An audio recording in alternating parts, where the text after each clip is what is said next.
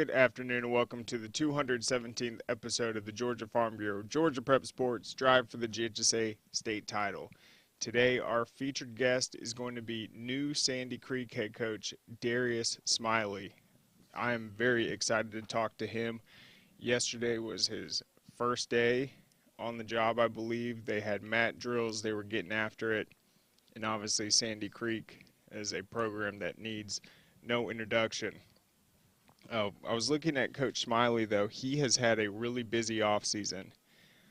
We know what the coaching carousel has looked like, but he stepped down from Central Carroll in December, and then I believe he took the strength and conditioning vacancy at Heard County this semester, and then was named Sandy Creek's head coach. So he's been moving around a lot.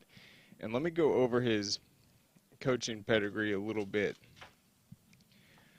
because obviously he's a great candidate. He's had so much success, and I was really impressed with the job he did at Central Carroll. When he took over that program, and he had been there before, but then they had a few down years. Obviously, Carrollton High School is close by. They get a lot of the talent, but they were 0-10. They scored 61 points the entire season. He steps in. They improved their win total every single year. And then last year they were 8-4. Every coach we talked to had great things to say about how talented and challenging that team was. And they scored, I believe, 420 points, just shy of their all-time school record. So really, he led them to become a really competitive 4A team. And so let's go over it real quick. He comes from Pensacola, Florida. That's where he played his high school football at Booker T. Washington. A great program, one that has won a national title recently. We all remember in 2013, the year after Norcross won the first of two state championships in the highest classification. They opened the season in a televised game against Booker T. Washington, and Booker T. really dominated that game. Yeah, Norcross with Miles Autry had, I think, 3 or 4 turnovers. It was a tough outing. Norcross, of course, rebounded and went on to win another state title. But Booker T. showed up to that game, probably had 70% of the roster size as Norcross. That was a year where Norcross had, I think, 20 returning starters. And they beat them by like 40 points. One of Florida's true powerhouses. So he was a all-state quarterback there. He graduated in 2002. He went on to receive a football scholarship at Georgia Southern. He played quarterback there and then also played receiver. He's an outstanding athlete. He was a part of their 2002 and 2004 Southern Conference championship teams. And then he graduated and went into coaching. Prior to being named the head coach at Central Carroll, Coach Smiley served as the physical education teacher and wide receivers coach at Noonan. Noonan is obviously right next to Sandy Creek. He was an assistant varsity basketball coach. And then prior to Noonan, he was the offensive coordinator, quarterbacks coach, and running backs coach for 5 seasons at Central Carroll. So that was his first stint there. So during his first tenure with the Lions, he was part of a coaching staff that had a run to 4 straight playoff appearances, one of which was a quarterfinal run. During that 5-year span, they won a region championship and were region runner-up twice. Coach Smiley was an integral part of winning the region championship in the 2014 season and helped lead the offense to a school record 435 points.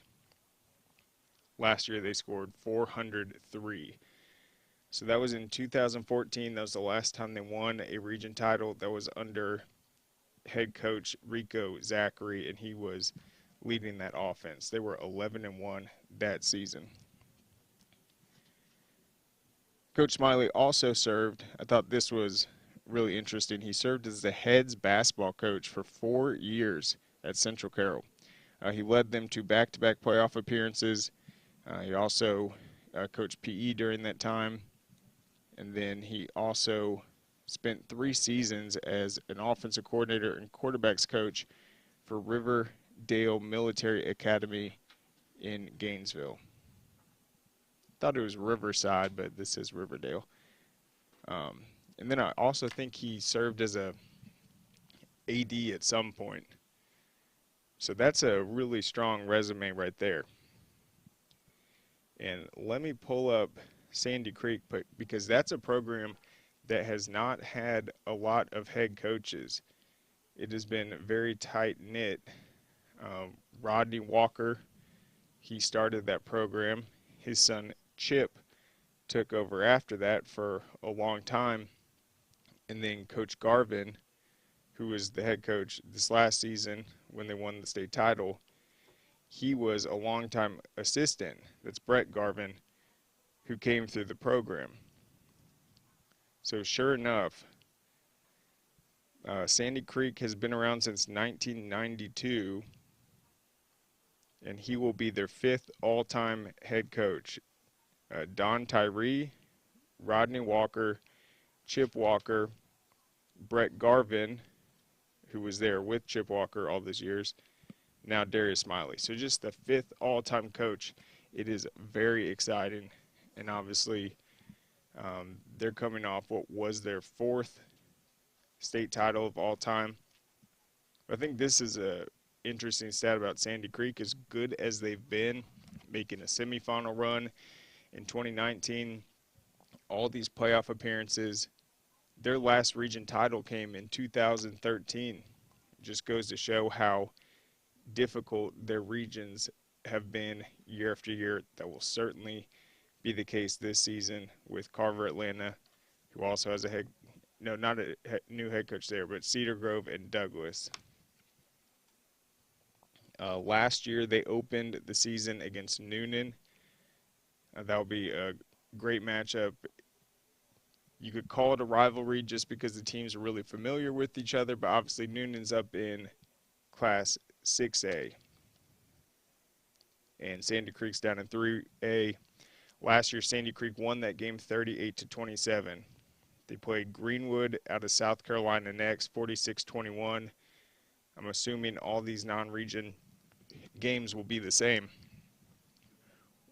What is interesting about these non-region games, Sandy Creek is in probably the smallest region in the state. I don't see how you can get much smaller than a 4-team region, so they have to schedule a ton of non-region games. I guess he has the luxury of the 2-year contract aspect where Coach Garvin had to field all these teams. It's tough to get a non-region opponent in October and late September. So they'll play Alexander the 3rd game of the season. They won that matchup 48-14 last year. Then a big matchup against East Coweta. They will host that one. That was an overtime game last year. East Coweta won with a field goal in overtime 23-20. Then I'm interested to see if they still have this game on the schedule. Collins Hill, they won that game 33-17. Collins Hill had a tough season, but obviously a great 7A team. Then they'll play Jackson. That's head coach Darius Myricks. Jackson had a solid season last year. That will be their first 3A game. They won that one 29-7 last year. As you'll notice from these scores, great defense from Sandy Creek for sure. And then Harris County was their final non-region game. They won that one 33-3. And then Carver Atlanta last year, a 22-12 victory. They fell short to Cedar Grove 49-34, and then beat Douglas in the season finale 56-12. We highlighted the Cedar Grove Sandy Creek matchup a ton because obviously it was a rematch of that shootout in the state championship game, and Cedar Grove came into that matchup with all these shutouts in the postseason, they were playing so well defensively, and so that game turned into a defensive struggle until some really exceptional plays in the second half. It was a true battle between those teams, back and forth. Either one could have won it. And then, of course, Sandy Creek got the victory that has put all of this into motion with the instant replay and all that. And so that game next year in the regular season, region game, probably will be for a region title between Sandy Creek and Cedar Grove, is going to be really special. And that one, I believe, will be at Cedar Grove. In the playoffs last year, they did get a taste of some of 3A's more premier programs. 3A experienced a ton of turnover with a lot of private schools coming up into it with your Calvary Days. Also, some of the big 2A powerhouses went up to 3A, like Stevens County. In the first round, they played Koala Creek, who was making its first ever playoff appearance in school history. They had a tough draw, though, having to go up against the eventual state champs, and Sandy Creek ran away with that one 70-14. They played Stevens County next, who was just dominating last season. They won that one 20-7. I think Stevens County probably entered that game averaging 45 points a game. They held them to 7. They played Savannah Christian in the quarterfinals. They won that one 51-21. Then they rematched with Carver Atlanta and won 49-14 in the semifinals. Scoring 49 points on that defense is truly impressive. So then that led up to the big win over Cedar Grove. So we'll talk about Sandy Creek, what the first day was like, how he ended up getting this position, get some more insight on what happened just going to Heard County, him waiting for this opportunity, what the interview process was like, etc. But I think it's a really exciting hire. Obviously, a huge spotlight will be on Sandy Creek this season. He's a coach that has been a head coach in basketball. That's a school that obviously has won state titles in both sports. They have a lot of pride in both sports. I just think it's going to be a great fit for him. So let's get to my next topic. And I wanted to spend a little more time on this because I touched on a little bit yesterday with Najee on underrated and overlooked. And that's going to be Sammy Brown. We'll play a brief bit of his highlights from last season. But here's what I want to say. Last year, it was pretty obvious that Caleb Downs was the top player in the state.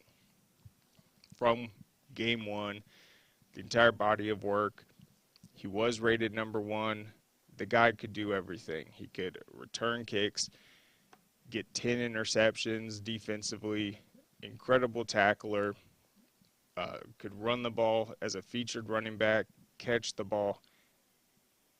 It was just a consensus opinion. So who is going to be the number 1 player in the state this year? That is my question.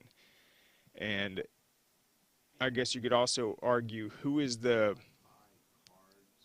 say freak athlete. Who's the biggest freak athlete, the most unique athlete in the state this season? Is it Sammy Brown? We will see. So I'm looking at the rankings right now.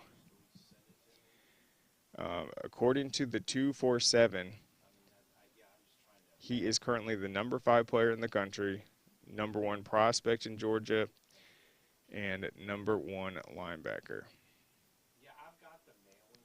Let me pull these up real quick. So if you look at it from that, that's similar to Caleb Downs entering last season. And, of course, Caleb won the AJC Player of the Year for leading them to that state title. Behind him, you have Mike Matthews at Parkview, a great receiver, great basketball player too, really exciting player. He's uncommitted just like Sammy Brown. You have KJ Bolden at Buford, uh, who Sports Illustrated, they've said hey, meet the number one athlete in Georgia. And you look at what his skill set is, 6'1", 185, the speed, the ball catching ability. He's definitely in that conversation. You have Edric Houston, KJ Bolden's teammate at Buford, defensive lineman, 6'3", 255. You have Landon Thomas, the tight end at Colquitt County. He's going to UGA, 6'4", 235. He has a chance to have a dominant season. So there's a lot of players I think can kind of earn that status as the top player in the state. But at this point, I've got to say, I think Sammy Brown is my pick postseason to be considered the player of the year. And here's why. When Sammy Brown was a freshman, he was at Commerce High School. He went out there, he played running back, he played defense, he caught the ball, he dominated every single game. But the question was, okay, well, Commerce, they're a really good team. Every coach that played him was like, dang, this kid is really good. But it was Class A, so people usually look at that situation and say, well, if he's playing a 7A schedule, I don't know if he'll have as much success. Well, then he goes over to Jefferson his sophomore season, has another great year. Then this past season, another great year. But it's his sheer size. He's 6'3", 235 now, 225. He is winning wrestling state championships in the 285 weight class. He is participating in track and field. He's winning meets in the 100 meter, the long jump. He's anchoring the relay team. He could probably do even more events if they'd let him.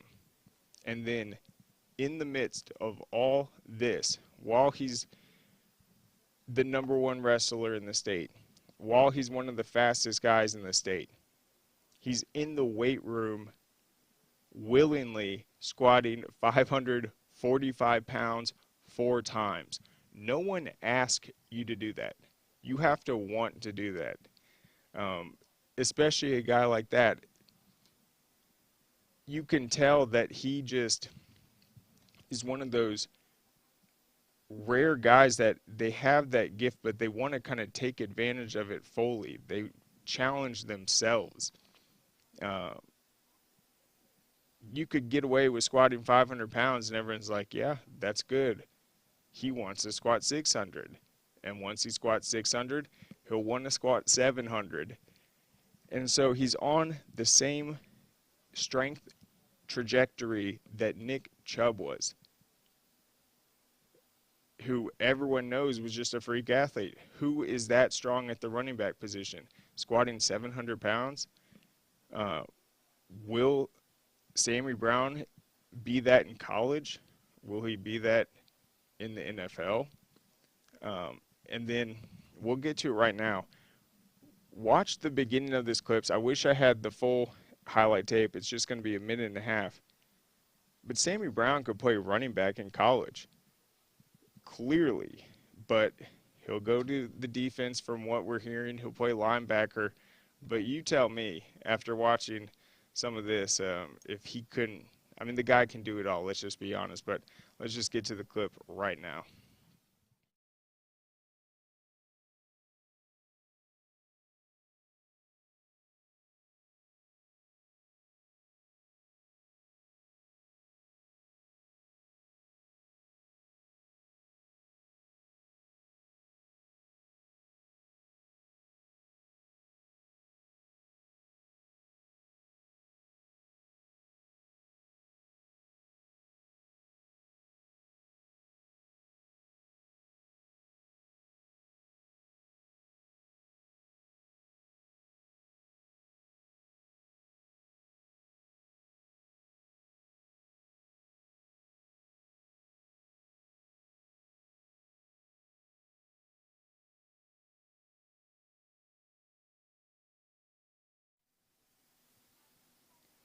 Okay, we're good now. So, yeah, I think this is the beginning of the clips. He's breaking tons of tackles.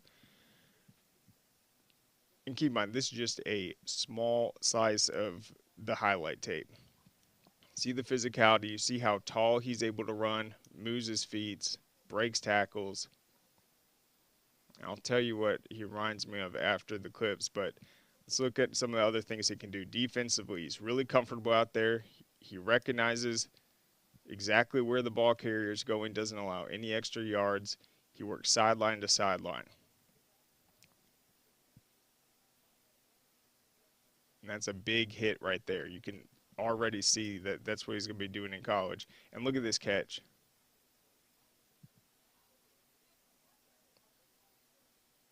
That is special.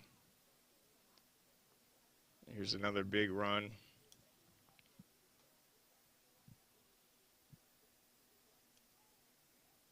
Effortless breakaway speed.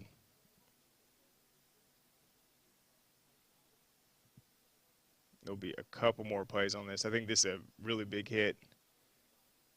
Yeah, not getting out of that. And then this one's going to cut off, but of course he takes it to the house. 98 yards. So I think a guy like that, we've talked about how great he is at wrestling. It's not easy to make it through that bracket undefeated at the 285-pound class. That is a tough guy. And then you look at the strength. The only person you can compare him to is Nick Chubb. His power clean's ridiculous. His bench press is ridiculous. He'll probably add another 40 pounds to each of those lifts by the time the season gets there.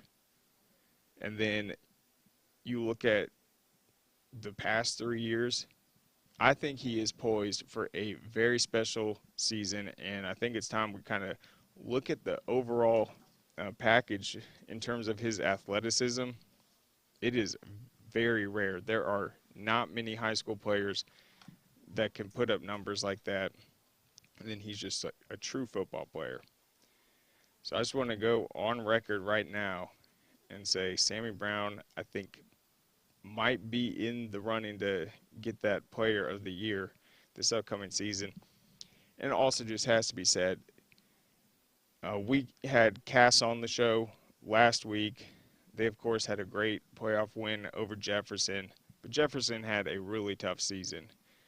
Midway through, late into it, their senior wide receiver ends up at a Dave & Buster's, gets tragically murdered. That's tough. I mean, you can't expect a team to just bounce back like that, especially when they lost one of their best playmakers. So you add that to the equation too. I think Sammy Brown's just extremely motivated. He wants to be great in every single thing he does. And if you go to Twitter and look at that video of him squatting, you can see it. The coach, after that third rep, gave him the sign like, oh, you're going to rack this up, right? That last one was a little challenging. He shook it off and cranked out one more. So let's look at what Andrew Ivins says about Sammy Brown.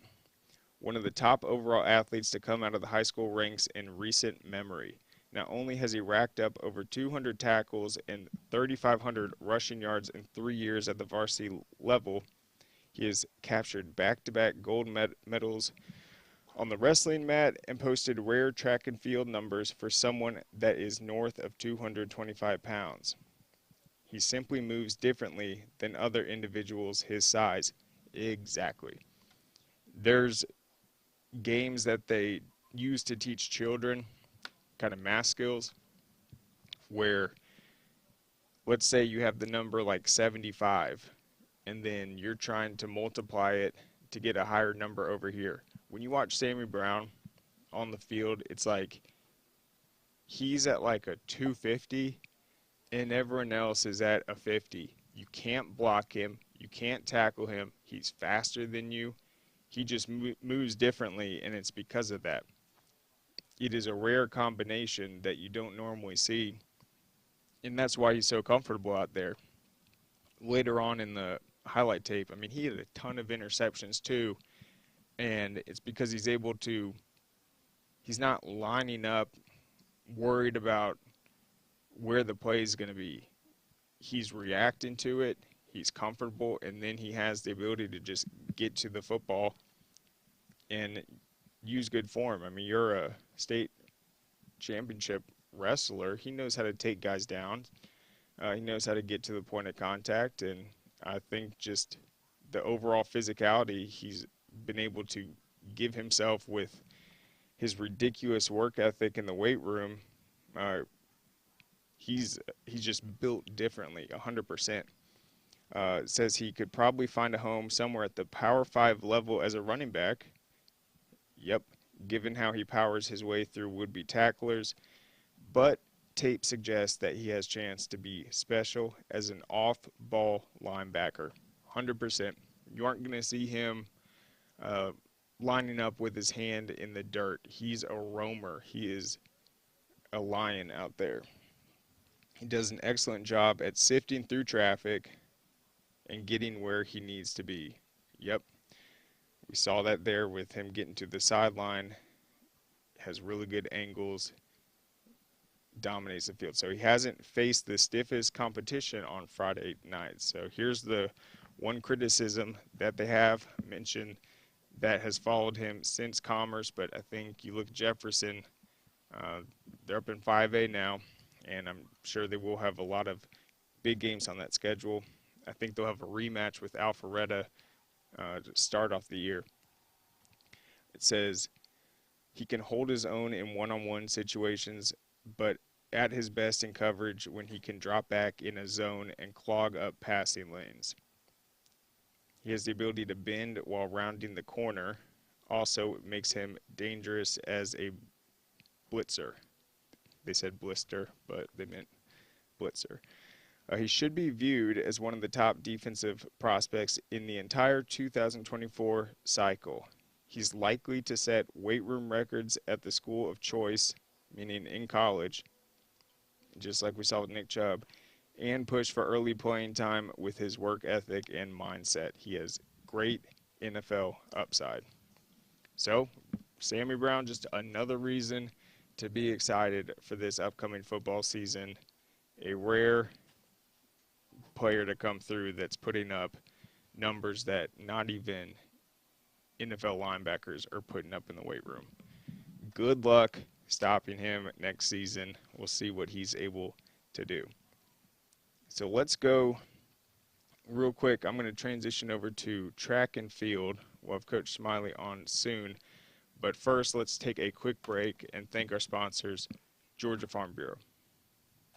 Our mission has always been to support Georgia farmers. That's why we created Georgia Farm Bureau Mutual Insurance Company, providing financial protection that farmers needed. While this remains the same today, we've grown to protect all Georgians through home, auto, and life insurance. From the very beginning and into the future, we stand for every Georgia community. We are our Farm Bureau.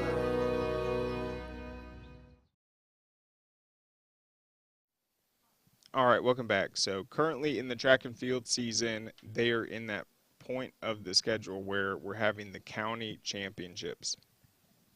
Those are always a great way to get an early indication of who is the premier program out of Cobb County, out of Gwinnett, and then once the state meet comes, you can look at, let's say, how much Marietta dominated the Cobb County competition, look at who won, the Gwinnett one, and have a fairly good idea of who's the stronger team heading into that. I think Marietta has proven depth. They've won multiple state titles. They've swept them, boys and girls, and they absolutely dominated the Cobb County meet with a score of 132.5 points.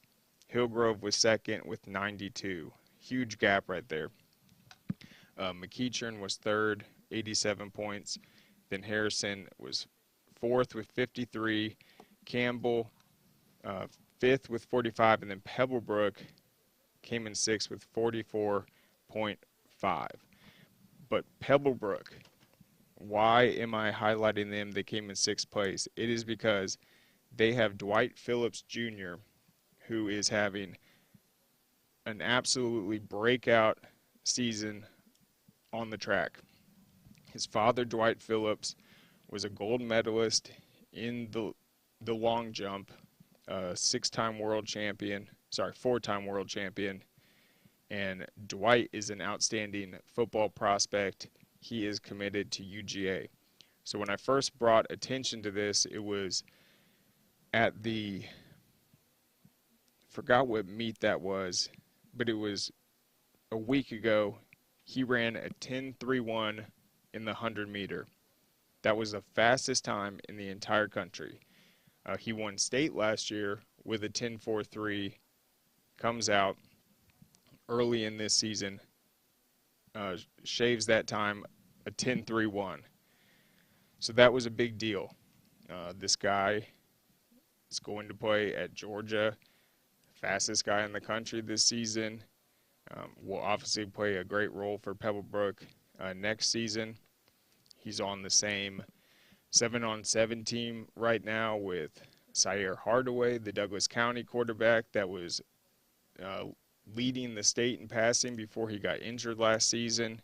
He's throwing absolutely amazing balls to Dwight Phillips. They're winning these tournaments, so he's a really good football prospect. I mean, at this point, you don't compare him to Tyreek Hill, but he has that ability in an offensive system with that speed. So he ran a 10.31. It was a huge deal. Fastest time in the country. Well, at the Cobb County Championships, he did even better. He ran a 10.26. He keeps getting faster. So he already won state last year as a sophomore with a 10.43. He's just a junior now and just clocked a 10.26. Fastest time in the entire country and a new personal best. His teammate, let me see if this guy's a dual sport as well. So although Pebblebrook did not win the Cobb County meet, in the 100-meter, they finished first and second. No one was beating Dwight Phillips, but Keon Spencer, the sophomore, he clocked a 10.68. That was a personal best for him, one of the better times in the state and the country this year, and he's also playing for Pebblebrook as a class of 2025 prospect. He plays running back, receiver, and cornerback. So Pebblebrook has a lot of speed. And who do we say their new head coach was? Who did they get? I think they got South Atlanta. Coach Woolridge went there, right? Yep.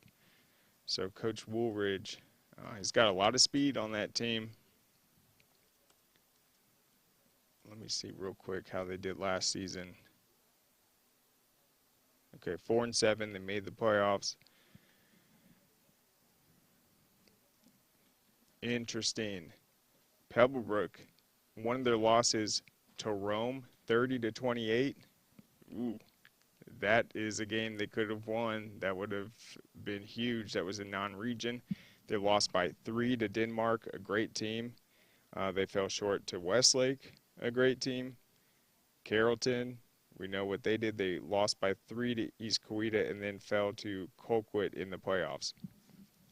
All their losses last year, competitive games, extremely stiff competition. So I think these guys will be obviously celebrated as high recruits, but they've been thrown into the fire as underclassmen last season. Watch out for Pebblebrook to be a challenging game for all of them. Who else? So in the Gwinnett County Championships, Parkview, Elijah Jenkins, he won the 100 with a 10.65. So that's just how far ahead the competition Dwight's been. So anything below 11 seconds is a great time, but you have Dwight in the 10.26 range. It's pretty amazing. And then we've been talking about Bryce Dobson, the Georgia Tech football commit. He's had a great run on the on the track and field team, he took first in the 300-meter hurdle. He set a personal record with a 37.93. So Bryce, he's starting to hit his stride this season. He's trying to win the state title in that 300-meter hurdle. That will be an exciting event to watch next month at the state championships. Also at the Gwinnett one, Brookwood's Janai Jones. She had another top 100-meter finish, an 11.90. By far the top time on the girls' side. She is blazing fast right now. And then Buford, Sydney Harris, she won the 200-meter and the 400-meter and also had personal record times. One other track athlete I want to highlight real quick that is really a national standard out of the state of Georgia. That's high jumper Ryan Rankin out of Brunswick. Came to my attention, I think, last season when he was the first high school high jumper in the entire country to hit the 7-foot mark, and he won the Game Changers Apex Invite in Richmond Hill this past weekend with a 7'1" jump. And I think I saw he tried to go for the 7'3", or it might have even been higher than that, and he pretty much cleared it. I don't know how the bar fell. He must have grazed it a little bit, but he is really good. Let's see if he's going to be competing in a Olympic trial, honestly, because he is that good right now.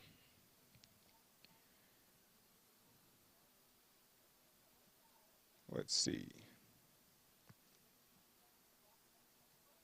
Yeah, so last season he set the state record with his, I think, 6'6" jump.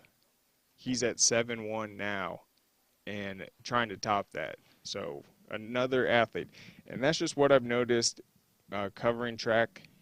It's hard with all these meets going on to look through it. But you look at the results from all of them, and you'll see PR next to the time. So many of these athletes are setting personal records every single time. And even a guy like Bryce Dobson, he's getting better and better as the season goes on. Dwight Phillips, he's breaking his own records just 1 week removed from the last meet. So it just goes to show what type of talent is in the state of Georgia this season with track. It has been a very successful year so far. I think we're going to see a lot of records in jeopardy later on at the state championships. I'm excited about that, and of course we will have all of the results for that posted with all the anecdotes if there is a state record that is passed. And so, yeah, when Ryan Rankin, and you spell Ryan, it's Ryan, when he won state last year with the 7-foot jump, I mean, he didn't even need to go that high. He would have won it with the 6'6" or 6'8", but that earned him national headlines in the track community. That is a big deal for that 7 bar mark. So we'll go ahead and let's see if we can get Coach Smiley on real quick. I'm going to send him a text. Okay.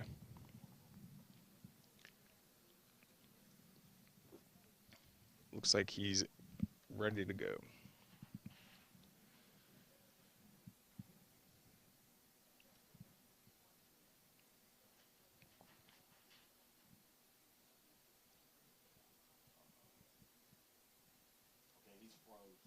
Okay. One sec.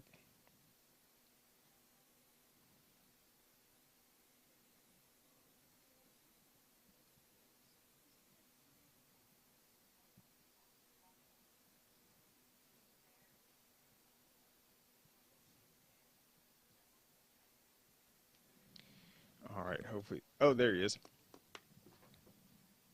Coach, can you hear me?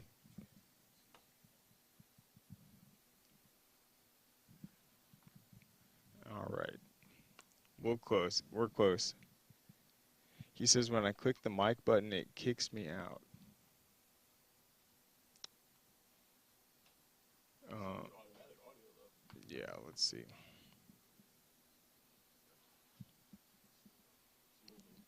Hey, Coach, can you hear me? Yeah, can you hear me? Awesome. Yes, loud and clear. So, first question, how does it feel to be a Patriot? Man, it feels good. Excited to get to work with the kids. I've been here. Yesterday was my first day. I had a chance to meet the kids, meet with the coaches, and kind of walk the halls a little bit and start to get to know administration and teachers and things of that sort. So, and we had mat drills this morning. Got a chance to get in front of the kids again this morning and see them work out, and everything's been going. The first 2 days have been really well. For sure. I was looking at it. Were you at Heard County, kind of in between the Central and then this position? In Yeah, the right, so yeah, so I stepped down from Central and then had an opportunity to go to Heard County. Was slated to be the offensive coordinator there, and this opportunity came up, and Coach Lassiter at Heard County, man, I can't say enough about him and the administration at Heard County for allowing me to pursue this. I was only there for 3 months. I know it's, tough on them, but they were very supportive in me chasing this, and, I can't thank them enough. But, I was at Heard County and for 3 months, and now I'm here, and my official start date will be, we go on spring break next week, so I'll be officially here on April the 10th. all right. And so spring break next week, and then you guys are already into the mat drills day one. That's exciting. What does the rest of the spring schedule look like for you guys in terms of scrimmages, and what do you plan to do this summer? So we'll finish up with mat drills. The guys that were already here with Coach Garvin, they had already kind of mapped out a mat drill schedule. So we'll finish that up. I didn't want to change that. So we'll finish that up in the morning. Oh, we lost. Oh, we're good. Uh, Sorry, went out just we'll a finish sec. that up tomorrow. We'll finish that up tomorrow morning. Obviously, give the kids, they'll have their spring break. When we come back after the break, we'll start our position meetings and position groups. Come bring the guys in before school in the morning to lay out our scheme and everything like that as far as offense and defense. And we'll get into spring ball the first part of May. We have a scrimmage set up with Whitewater, a in-county foe, so we'll be trying to get after that and get our guys prepared for that. It's going to be tough. We got a lot of kids that are running track, and our track team, from what I've been told, is the boys have a good chance of winning the state track meet. So, we're hoping for that so that, we can get the trifecta here at Sandy Creek. With them winning football this past year, boys basketball, and then hopefully track can do their job and pull it out as well. So it'll be a struggle for spring because we got a lot of guys, doing track, but hopefully we'll get them back that last week before we're able to play Whitewater in the spring game and try to prepare for that. I just want to see the guys compete. And kind of we got a lot of holes to fill. They graduated 30. They're going to be graduating 30 seniors, so there'll be a lot of holes to fill. But after seeing the guys yesterday and today, I believe we got a good group of kids that are coming back that'll be hungry and want to get after it. So and then obviously we'll do what everybody else does in the summer with workouts and conditioning and going to throw 7-on-7s. I was able to secure. Us to be able to go up and throw at University of Georgia, trying to contact Georgia Tech and some other guys to kind of get our guys on those campuses to compete in those 7-on-7 tournaments. So, we'll do the traditional thing that everybody does during the summer. We'll practice, we'll condition, we'll lift, and get ready to, for the 2023 season. Yeah, it certainly has been an exciting year for Sandy Creek. We'll see how the track season goes. Just in terms of your schedule, I know that's probably not what you're focused on right now, but you guys are in a unique region. It's only 4 teams. You're going to have all these non-region games to get prepared for that. The good news is I don't think you're going to have to schedule any new ones. It's usually a 2-year deal. But talk Right. just a little bit about this region that Sandy Creek's in. It's been the talk of the state. You're obviously familiar with kind of what went down, just the rivalries between Carver, Atlanta, Right. Cedar Grove, Douglas. Just how big is it to just be in a region with those coaches and those top respected programs? A lot of respect for those programs, those coaches. They do a good job, all across the region. Cedar Grove, you know what you're going to get out of them. Carver, they're well coached. They'll be a good football team, and the same with Douglas. We'll definitely have our work cut out for us. But I think our kids, in just the short time that I've been around them, I think they're hungry, and that's good to see walking in the door within the first 2 days, and I think they're excited to get after it. Our non-region schedule is tough. I had a chance to talk with Coach Garvin this morning, and he was kind of giving me his rundown of why he scheduled the way he scheduled, and I agree with it. Based on what they had, and it'll be tough for us this year because we'll be a young football team, but I think our non-region schedule is going to prepare us for our region schedule and our playoff run. So, we're going to welcome the competition. We're not going to back down from anybody, and, we're going to put our best foot forward with this 23 schedule. Yep, and you're just the 5th all-time head coach at Sandy Creek. You mentioned Coach Garvin. He was there a really long time. The Walkers, of course, you're familiar with Noonan, that program. I want to talk, though, just about offensively and defensively. I thought last year at Central Carroll, you guys were really outstanding offensively. You guys seemed to just make strides year after year. So is that kind of what you're going to be focused on in this role as head coach? Are you more offensive minded? Yeah. So I'm an offensive minded guy. Just kind of talking to the staff yesterday. All the guys that Coach Garvin had in place, except for 2, are staying put. And I'd be dumb to come in here and try to shake everything up, given what these guys have been able to do. There's some great coaches on staff. They're good men, first and foremost, but great coaches. And I'm not going to come in and try to change a whole lot. Obviously I'll put my, my jazz or flavor of it, or however you want to say it, on it. But we'll do a lot of the same things that they've done. We'll continue to be spread offensively. Coach Murphy, who's the defensive coordinator, he's going to continue to do what they've done defensively as far as being multiple, but basing out of a 3-4 system. So, but I'm an offensive guy, and hadn't quite figured that out as far as who's going to be the coordinator, because Coach Duff, who's the coordinator this past season, he's also retiring.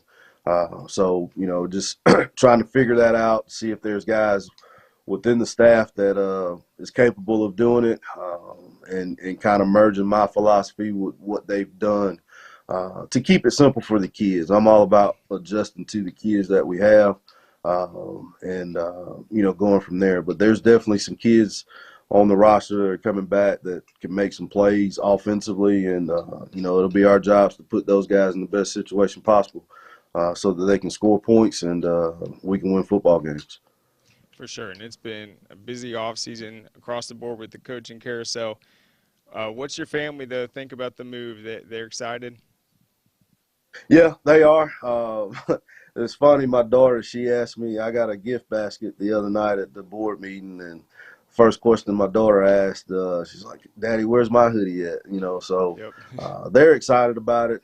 It's, for me, this is not how I would envisioned it. This will be my 3rd school in a year. It's not how I envisioned it, but, God works in mysterious ways, and he's led me to this point. So, I feel it's only right that I honor him by giving this school, this community, these kids and these coaches my everything to continue the tradition that Sandy Creek has. It's going to be tough, but this is what I signed up for, and we've already hit the ground running.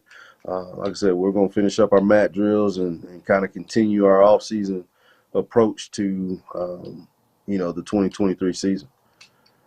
Awesome. Well, Coach Smiley, thank you so much for coming on. I know you are busy. Just day one was yesterday. You'll have spring break, though, and then I know you'll hit the ground running. So thank you so much for coming on. Can't wait to see what you guys continue to do this offseason and in 2023. Thank you. I appreciate you for having me. Yep, you bet. All right. Well, there goes Coach Smiley. He was very excited. That's crazy, though. 3 schools in a year. That's tough. And they're pretty close to each other, but still, I mean, that's a lot of moving around. He's just getting settled in. He did say a lot of the Sandy Creek staff is intact, but they will have a lot of new players stepping up. The thing that is going to benefit them is the 7 non-region games to get things rolling before the big clashes in the region where they'll try to compete for a state title. They're going to have Cedar Grove to contend with.